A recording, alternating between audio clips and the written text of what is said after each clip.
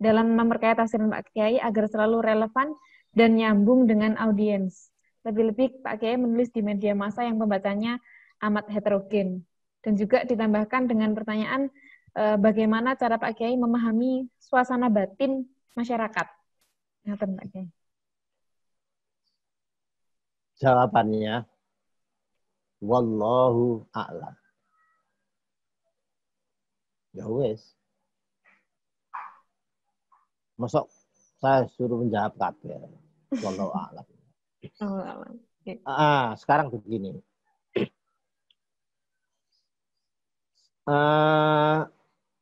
Di samping tempat tidur kami itu ada satu tafsir yang selalu mendampingi kami, yaitu Al-Jami' li Ahkamil Quran. Saya menulis mesti merujuk itu dulu. Karena saya anggap Al-Jami' ini tafsir yang lebih komprehensif, punyaan Al-Qurtubi ini. Di samping lughatnya ada, latar belakang historisnya ada, kisah-kisah ada, tampilan mazhab tafsirnya dari tafsir mazhabinya cukup. Meskipun beliau mazhab Maliki, tapi tidak minded. Lebih universal, lebih ilkhan dibanding pendahulunya tafsir mazhab Maliki seperti Ibnul Arabi. Ibnul Arabi itu lebih ta'assub lagi. Dulu saya waktu S1 ini saya tulis perbandingan muqaranah ta'assub antara tafsir Ibnul Arabi dan tafsir Al-Qurtubi. Hasilnya Al-Qurtubi lebih luas karena lebih banyak mencakup pendapat. Nah, ini saya pakai sebagai rujukan pertama untuk melihat lughat, melihat apa yang mesti ke sana, kita nggak tahu itu. Nah, setelah itu ya terserah saya. Terserah saya. Tapi saya wanti-wanti begini. Yang ditulis di Harian Bangsa itu kecuali loh. Yang masalah politik itu jangan dimasukkan ke tafsir kami lah. Karena dulu itu ada komentar, ada apa, kemudian di kolomnya dimasukkan di situ. Jadi kalau yang politik itu hapus saja. Tidak dimasukkan keilmiahan di sini. Tetapi begini,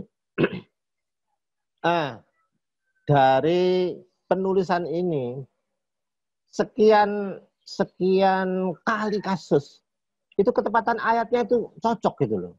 Dulu ada WTC itu waktu itu. Itu kan walatuku ada apa gitu. Banyak ketepaan, hanya ketepaan saja. Jadi ayat itu pesannya tinggal nyantolno gitu tok. Dan itulah ulahnya orang bertafsir itu. Apakah itu mengada-ada, apa enggak itu terserah. Nah, yang kami lakukan di dalam bertafsir ini sesungguhnya terus-menerus, kontinuitas. Jadi, kemana-mana, saya itu mencatat fenomena. Ya maaf loh ya. Ke pasar burung, delok orang-orang tuh ono mano, ono ini gini, itu sering saya lihat apa ya yang menarik di situasi itu. Di bandara, apa yang menarik ya di situ. Biasanya saya catat. Saya keluar negeri, saya tetap dulu tuh nulis tafsir tuh dari Amerika ya memotret kondisi di Amerika. Momen ketika saya umroh atau haji apa itu, waktu dari petugas itu, ya saya nulis dari Mekah, dari Makbasin itu, ya ada kondisi di situ kita anukan kondisi. Nah, ketika saya ke Brasil ini, ya apa yang menarik di situ, saya catat nanti kemungkinan waktu bahas ayat itu bisa muncul. Saya ambil contoh ini. Di pantai Sao Paulo, ada pantai yang jauh itu. Opakobama atau apa nama itu ya? Kontainer panjang. Itu saya jalan-jalan, di depan saya itu ada ibu tua jalan, di depannya lagi itu ada cewek jalan di pantai itu sambil nuntun anjing piaraannya. Ternyata cewek yang bawa anjing tadi itu tidak tahu kalau anjingnya itu buang kotoran mendadak karena diseret ya. Apa? Ibu tua yang di belakangnya tadi itu tahu kalau ambing tadi itu berak sedikit di di pavingan tadi itu. Ibu tua tadi itu ngambil tisu dari tasnya. Lalu kotoran anjing kecil tadi itu dilap bersih. Kotoran harus dimasukkan tong sampah. Subhanallah. Gak terus bunga-bunga, hei, kirekmu itu loh, Nek. Enggak. Ambil tisu, dilap. Orang ini sesungguhnya Islami, berlaku Islami. Meskipun dia tidak muslim atau tidak muslimah. Begitu itu saya catat, nanti suatu ketika pas ada ayat opo yang menunjukkan wa amilus sholihat mamanya ya. Orang beriman itu amanu wa amilus sholihat loh.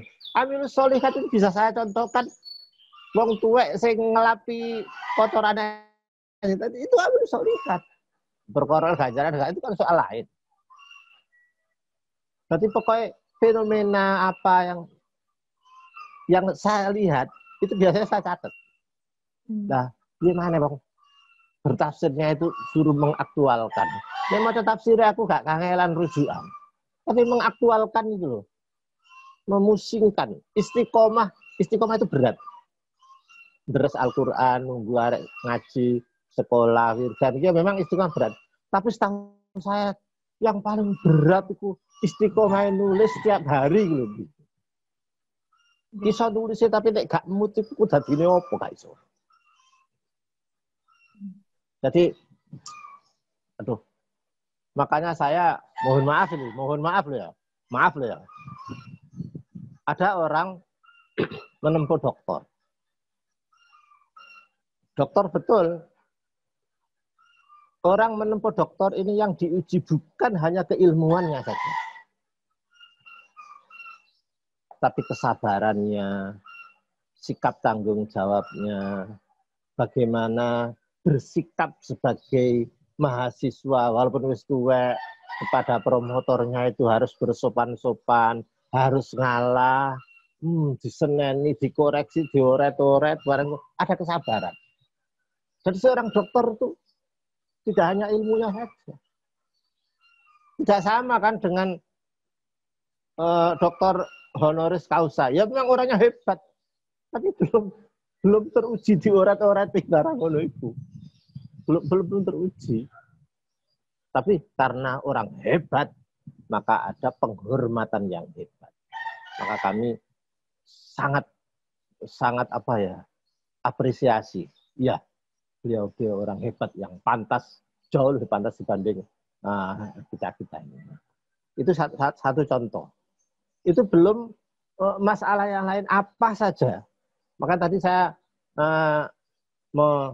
membahas keluasan di dalam bertafsir. Referensinya apa? Ya sampean kalau saya tanya, dulu sebelum ada kitab, itu ulama-ulama tafsir itu referensinya apa? Ya mengandalkan instingnya saja. Nah, kalau kita kan enggak. Kami punya rujukan, tapi nanti untuk mengembangkan ya pakai insting, pakai ijtihad sendiri. Maaf ini. Waktu pertama kami nulis tafsir Al-Fatihah, baru itu Al-Fatihah, iyyaka na'budu wa iyyaka nasta'in. Setelah nafsiri ke sana kemari, saya ambil keputusan dua kesimpulan. Iyyaka itu na'budu itu ikhtiar.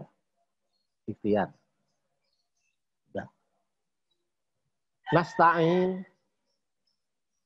itu itikal, tawakul. Tawakul. Kalau masdar kan tawakul, kalau fi'il kan tawakal. Tapi orang kita wis tawakal pakai fi'ilnya. Nah, ayat ini mengajari dua hal. Harus ikhtiar na'budu, berlaku seperti sikap hamba. Lalu pasrah nasta'in kepada Allah. Orang pakai masker, ya bagian dari ibadah. Apakah pakai masker ini mesti bisa menanggulangi COVID? Ya enggak.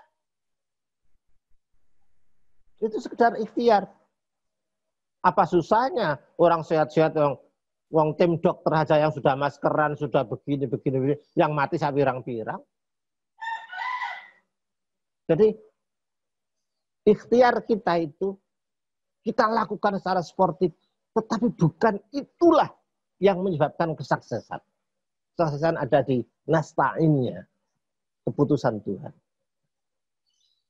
Nah, karena itu di dalam teori lughat, jika lafadz ini dipakai siddah, ikut wazan tafa'ala, sulasi mazidnya itu pakai tasdid, tawakkala, tawakul, maka artinya pasrah kepada Allah setelah ikhtiar, setelah na'budu. Nikilha wa tawakal, jadi dikunci dulu baru tawakal. Kendaraan dikunci dulu baru tawakal. Tapi kalau orang tanpa ikhtiar langsung pasrah, maka bahasanya pakai ikut wazan fa'ala, bilmad. Tawakul, tawakala itu maknanya gelundungan, gelundung saja, pasrah saja. Dan itu enggak benar. Jadi tawakal itu sesungguhnya, tawakul itu sesungguhnya usaha, bagian dari usaha. Jadi bukan, nah inilah yang biasa saya sampaikan begitulah. Kira-kiranya seperti itulah. Okay. Ya, ada lagi? Oke, matur nuwun Pak Yai.